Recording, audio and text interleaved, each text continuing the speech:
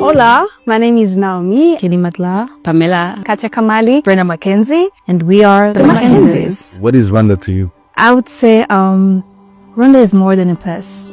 It's a feeling. For me, Rwanda is the quiet strength that lives inside me. Rwanda is love that words can't fully capture. A power of like choosing peace every single day. You know what I'm saying, so that's it. Peace not just found, but created.